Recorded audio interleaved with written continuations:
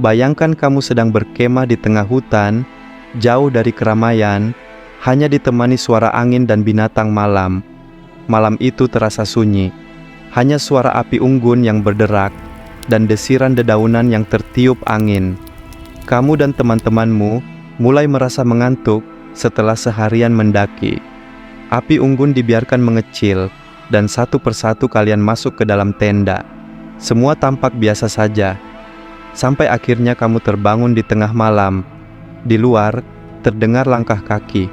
Bukan suara satu orang, bukan suara hewan, tapi langkah kaki yang bergerak perlahan, berputar di sekitar tenda. Kamu menajamkan telinga, berharap itu hanya imajinasimu. Tapi tidak, suara itu nyata. Langkah kaki itu terus berputar, seolah-olah ada seseorang atau sesuatu yang sedang mengawasi dari luar. Malam itu menjadi malam paling panjang dalam hidup mereka. Kisah ini adalah kisah nyata dari 5 pendaki yang mengalami teror tak terjelaskan saat berkemah di sebuah gunung di Jawa Barat. Arif dan 4 temannya, Bayu, Riko, Anton, dan Gilang, memutuskan untuk mendaki gunung pada akhir pekan.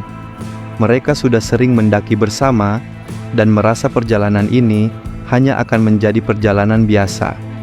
Mereka memulai pendakian pada siang hari.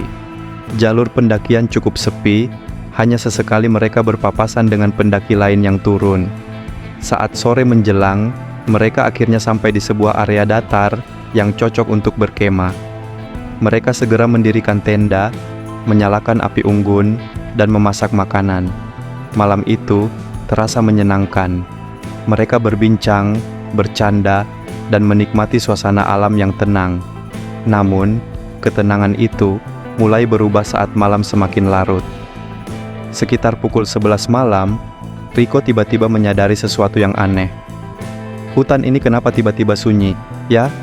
katanya pelan. Biasanya, di malam hari, suara jangkrik dan binatang malam selalu terdengar. Tapi sekarang, tidak ada suara sama sekali. Hanya kesunyian yang mencekam. Lalu, terdengar suara itu. Langkah kaki, pelan, berat, mengitari perkemahan mereka. Mereka saling berpandangan. Mungkin itu pendaki lain, tapi siapa yang akan berjalan sendirian di tengah hutan larut malam seperti ini? Bayu mencoba bersikap santai. "Mungkin hewan," katanya. Tapi suara langkah itu terlalu teratur, terlalu jelas, dan tidak terdengar seperti suara hewan. Mereka mencoba mengabaikan dan kembali berbincang. Namun suara itu tetap ada, terus berputar, tanpa henti. Mereka akhirnya memutuskan untuk masuk ke dalam tenda dan berusaha tidur. Tapi suara langkah itu tidak menghilang. Di dalam tenda, mereka berusaha berpikir logis. Mungkin ini hanya perasaan mereka saja. Tapi semakin malam, suara langkah itu semakin terdengar jelas. Langkah itu bergerak mengitari tenda, berulang-ulang, seolah ada sesuatu yang terus berjalan di sekitar mereka tanpa lelah. Anton berbisik, "Coba cek dari celah tenda." Dengan hati-hati, Gilang mengangkat sedikit kain tenda dan mengintip keluar. Tidak ada apa-apa. Tapi anehnya, suara langkah itu tetap terdengar. Seakan-akan sesuatu sedang berjalan, tapi tidak terlihat. Mereka mulai merasa ketakutan. Mereka mematikan lampu senter dan berusaha untuk tidak bersuara. Jika itu memang seseorang, mungkin dia akan pergi jika mengira mereka sudah tidur. Tapi suara langkah itu tidak pergi. Pukul 3 pagi, langkah kaki itu tiba-tiba berhenti. Untuk sesaat, mereka berpikir semuanya sudah selesai. Namun kemudian, terdengar suara yang lebih mengerikan. Nafas, pelan, berat, tepat di luar tenda mereka. Mereka menahan nafas. Jantung mereka berdebar kencang. Suara nafas itu begitu dekat, seperti ada seseorang yang berdiri di luar. Hanya beberapa langkah dari mereka. Riko menutup mulutnya agar tidak berteriak. Anton menggenggam pisau kecil di tangannya. Mereka tidak tahu harus melakukan apa. Kemudian, sesuatu mulai menyentuh kain tenda dari luar. Perlahan, menggesek, seolah-olah mencari celah untuk masuk. Mereka tidak bisa lagi bertahan. Tanpa banyak bicara, mereka segera mengambil barang-barang yang penting dan bersiap untuk lari. Mereka menghitung dalam hati, 1, 2, 3. Mereka serempak membuka tenda dan berlari secepat mungkin ke arah jalur turun. Mereka tidak peduli dengan kegelapan, tidak peduli dengan jalan yang terjal.